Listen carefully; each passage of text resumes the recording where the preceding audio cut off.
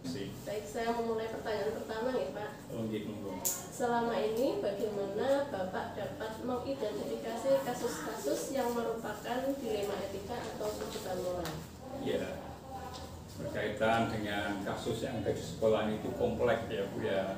Banyak sekali tentang kasus-kasus yang terjadi di sini. Kemudian kami mengidentifikasi berkaitan dengan dilema etika dan rujukan moral. Dilema, yang namanya dilema itu serba sulit ya, satu sama lainnya berkaitan dengan etika, nilai-nilai kebenaran. Jadi sini ada suatu nilai kebenaran melawan nilai kebenaran, dan kemudian itu kita pandai-pandai untuk mengambil suatu kebijakan. Maka di sini ada perlunya ada benang merah kebijakan yang berpihak kepada semuanya, terutama kebijakan pada murid, berkaitan dengan dilema etika. Kemudian di sekolah pun ada kejadian berkaitan dengan bujukan moral. Di sini seseorang melakukan kesalahan, tetapi juga di satu sisi ada nilai kebenaran. Nah, ini pun juga menjadi pertimbangan khusus bagi seorang pimpinan bagaimana mengambil kebijakan tersebut. Ini yang dinamakan dengan bujukan moral itu ya. Selama ini bagaimana Bapak menjalankan pengambilan keputusan di sekolah, terutama untuk kasus-kasus di mana ada dua kepentingan yang sama-sama benar ataupun sama-sama mengandung nilai kebajikan Bapak? Ya, memang suatu keputusan itu perlu diambil, tidak perlu dibiarkan ya. Kemudian tetapi ada patokan ataupun pegangan bagi kita dalam mengambil suatu keputusan. Yang pertama, kita harus berorientasi atau berpihak kepada murid ya Bapak Ibu. Karena apa? Murid adalah faktor yang utama, anak adalah merupakan titipan dari orang tua. Maka perlu kita mempersatukan bagaimana cara berpihak kepada murid. Jadi ini kita berpihak kepada murid. Kemudian yang kedua berkaitan dengan kebijakannya bersifat universal, tidak memihak pada salah satu ya. Ya, karena apa, di dalam sekolah itu kan kompleks ya, ada bapak ibu guru, ada siswa, ada tas, ada unsur yang lainnya. Maka apa, kebijakannya itu menyeluruh, tidak hanya menguntungkan salah satu pihak, maka kebenarannya itu bersifat universal. Kemudian yang namanya keputusan pasti ada konsekuensinya dan harus kita bertanggung jawab terhadap keputusan yang sudah kita laksanakan atau kita eksekusi. Itulah upaya kami dalam melaksanakan kegiatan bagaimana cara mengambil suatu keputusan. Terima kasih. Bagaimana kira-kira langkah-langkah ataukah ada prosedur tertentu yang panjenengan pegang untuk melaksanakan pengambilan keputusan tersebut? Oh iya, ada beberapa hal yang perlu dipegang di sini. Bagaimana cara kita mengambil suatu keputusan atau kebijakan? Keputusan atau kebijakan itu tidak serta-merta hanya laporan dari bapak ibu guru. Oh, laporan semacam ini, gitu ya. Kemudian berdasarkan data kita melakukan suatu kegiatan, itu data berbasis pada data ya bapak ibu. Kemudian dari data itu, kemudian kita mengecek ke lapangan, faktanya itu betul atau tidak, gitu kan ya. Maka dari data kita cek ke lapangan berdasarkan faktanya. Kalau data kemudian faktanya itu kita kumpulkan, selanjutnya kita berkomunikasi nih Bapak Ibu, berkolaborasi, berwawancara dengan pihak-pihak yang terkait. Di sini ada, kalau masalahnya itu berkaitan dengan siswa, maka kita berkomunikasi dengan siswa. Kemudian itu pun juga melibatkan dengan bagian humas, kemudian bagian pengajaran, dan kemudian selanjutnya yang paling penting adalah nanti apapun resiko yang kita ambil keputusannya, kita harus bertanggung jawab. Kita laksanakan bersama-sama, komitmen untuk menjalankan suatu keputusan ataupun kebijakan tadi. Tentunya pun kebijakan atau keputusan tadi itu tidak keputusan final ya. Nanti kan ada evaluasi kembali bagaimana cara meninjau kebijakan itu bersifat memperbaiki kebijakan itu. Jadi itu. Terima kasih Bapak. Saya konfirmasi kembali bahwa dalam menjalankan pengambilan keputusan tadi, Panjenengan sudah menempuh beberapa langkah, diantaranya mengambil data, mengecek fakta di lapangan, melibatkan pihak-pihak yang terkait, hingga pada tahapan evaluasi. Untuk berikutnya Bapak, kira-kira dari sekian hal-hal yang selama ini Panjenengan alami dalam pengambilan keputusan, adakah hal-hal yang Panjenengan anggap efektif dalam pengambilan keputusan, terutama pada kasus-kasus yang berbau dilema etika ini? Ya, berkaitan dengan keefektifan ya, efektif atau tidak itu bagaimana pengambil keputusan itu, tentunya hal ini kembali kepada apa yang menjadi komitmen bersama. Ya, keputusan itu efektif jika apa? Jika dijalankan dengan sebaik-baiknya gitu kan ya. Nah kemudian andai kata keputusan itu kok tidak efektif, ini tentunya ada tanda petik ya, tanda petik dalam arti ada kebijakan yang kurang pas. Nah ini nanti kita tinjau kembali berkaitan dengan efektivitas kebijakan tadi. Karena apa, suatu kebijakan itu kan bukan harga mati atau kitab suci ya, yang tentunya tidak bisa dirubah. Ini pun juga perlu namanya peninjauan kembali, tentunya berdasarkan masukan-masukan, kemudian data-data yang ada di lapangan itu kita tinjau kembali. Karena apa, suatu kebijakan itu terkadang tidak sempurna dalam menganalisis atau mengambil suatu kebijakan. Tentunya ada hal-hal baru yang muncul, itu pun kita lakukan peninjauan kembali. Kemudian hal-hal apa saja yang selama ini menjadi tantangan dalam pengambilan keputusan pada kasus-kasus dilema etika? Memang dalam mengambil suatu keputusan itu ada tantangan ya, tantangan sendiri luar biasa. Maka pada dasarnya kami berprinsip satu, berpegang pada peraturan yang sudah kita tetapkan bersama di Bapak Ibu. Kita tetapkan peraturan yang bersama. Dan kemudian yang kedua tentunya kami berpihak pada anak ya, anak. Dan harapannya apa? Bahwa kebijakan itu bersifat universal Bapak Ibu.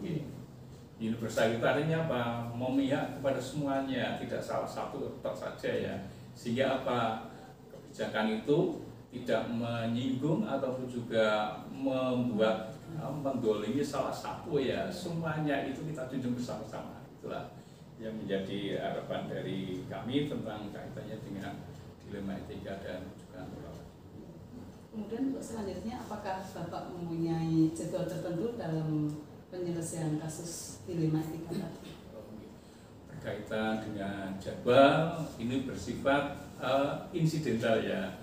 Kalau memang sekiranya itu diperlukan untuk segera ditangani, kami pun juga secepatnya untuk menangani agar kejadian-kejadian tadi itu segera tidak bertambah pada yang lainnya. Kemudian kami secara berkala juga mengadakan kegiatan-kegiatan sifatnya pembinaan umum, yaitu pembinaan bersama-sama antara guru, kemudian TAS dan warga sekolah yang lain lewat pembinaan kepala sekolah. Untuk berikutnya Bapak, kami ingin mengetahui adakah pihak lain atau seseorang yang bisa membantu Bapak dalam mengatasi sebuah kasus dilema etika? Pak, itu kan suatu tim ya Bapak Ibu, suatu tim. Di sini ada kepala sekolah sebagai penanggung jawab, kemudian ada kekaitannya dengan wakil-wakil sesuai dengan bidangnya, kemudian juga tentunya komite peran masyarakat pun juga perlu kita dengar sebaik-baiknya. Karena apa? Apa yang terjadi di sekolah itu adalah cerminan dari keputusan bersama-sama ya Bapak Ibu. Jadi ya melibatkan warga sekolah termasuk wakil, kemudian bidang-bidang lainnya, kemudian komite, itu perlu kita buat bersama-sama. Nah kemudian setelah kita dengar bersama-sama, kita ambil suatu keputusan atau kebijakan berkaitan dengan program-program yang ada di sekolah. Berikutnya Pak, dari hasil pembicaraan pada saat ini, hal-hal apa yang dapat panjenengan petik dari pengambilan keputusan yang berdasarkan pada dilema etika. Iya. Hal-hal yang bisa kita lihat, kita petik berkaitan dengan pengambilan keputusan dilema etika atau rujukan moral. Yang pertama itu adalah kita suatu sekolah itu kan punya aturan ya Bapak Ibu. Aturan itu kita pegang dengan sekuat-kuatnya ya. Itu sehingga apa? Sekolah melakukan suatu kebijakan berdasarkan aturan yang sudah ada, dan kemudian aturan itu kan sudah sebelumnya disosialisasikan ke Bapak Ibu guru lewat pertama kali masuk sekolah, lewat peraturan sekolah, kemudian juga peraturan tadi disampaikan tidak hanya kepada anak-anak, kepada Bapak Ibu guru. Kemudian juga yang kedua, keputusan tadi kembali lagi berpihak pada murid ya Bapak Ibu. Karena apa? Murid itu adalah yang utama, generasi muda kita. Kalau seperti Pak Kamto sudah tua itu cuma 2 tahun lagi. Itu menganggap penerus adalah yang paling penting Bapak Ibu. Penerus yang paling penting merasakan, karena apa? Generasi muda itu adalah generasi penerus. Bagaimana kita mendidik anak-anak supaya menjadi generasi yang insani, yang berakhlak baik sesuai dengan tujuan pendidikan nasional itu. Nah ini maka yang kita utamakan adalah pada murid, dan kemudian kebijakan tadi itu bersifat universal ya Bapak Ibu. Artinya tidak hanya berpihak pada murid, Bapak Ibu guru pun juga perlu kita lihat bagaimana cara kebijakan itu juga berpihak pada murid, dan juga kebijakan itu juga berpihak pada warga sekolah yang lainnya. Dan kemudian yang paling akhir tentunya suatu kebijakan mengandung suatu risiko dan tanggung jawab. Maka kebijakan tadi itu tidak berarti wah kebijakan sudah dilaksanakan saya sudah lepas dari tanggung jawab. Itu adalah tanggung jawab pimpinan. Suatu kebijakan itu ya risikonya berdampak pada apa yang terjadi selanjutnya. Maka kebijakan itu menjadi tanggung jawab bersama terutama kepala sekolah. Nah hal ini kebijakan-kebijakan tadi misalkan ada review atau pemasukan kembali, kita bisa tinjau kembali untuk apa? Untuk perbaikan kebijakan selanjutnya sehingga sekolah bisa berjalan dengan lancar, aman, tidak ada kendala yang berarti. Gitu. Terima kasih Pak. Oh, terima kasih. Ya. Terakhir Bapak, dalam pengambilan keputusan rencana ke depan tadi Bapak memegang teguh aturan, kemudian nilai-nilai kesepakatan dan menjaga konsekuensi. Nah, bagaimana Bapak bisa mengukur efektivitas pengambilan keputusan tersebut, Pak? Iya, memang efektivitas atau keberhasilan itu bisa dilihat sejauh mana. Nah ini bisa kita lihat bagaimana cara warga sekolah menjalankan efektivitas itu semacam apa. Kalau keputusan itu bisa dijalankan dengan baik, berarti keputusan itu efektif ya Bu. Kemudian kalau ada permasalahan kendala keputusan itu tidak berjalan dengan baik, berarti ada tanda petik, ada suatu permasalahan ini ya. Apakah keputusan itu perlu ditinjau kembali? Apakah keputusan itu harus mendapat masukan dari beberapa Bapak Ibu guru atau pemangku putusannya termasuk komite sekolah. Makanya berkaitan dengan efektivitas ya ini bisa dilihat dari ketercapaian pelaksanaan dari suatu kebijakan tadi.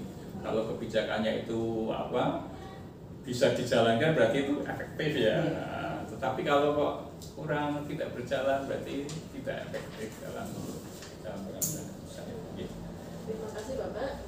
Kami kira sudah cukup wawancara kami. Sekali lagi terima kasih atas kesempatan yang telah diberikan kepada kami.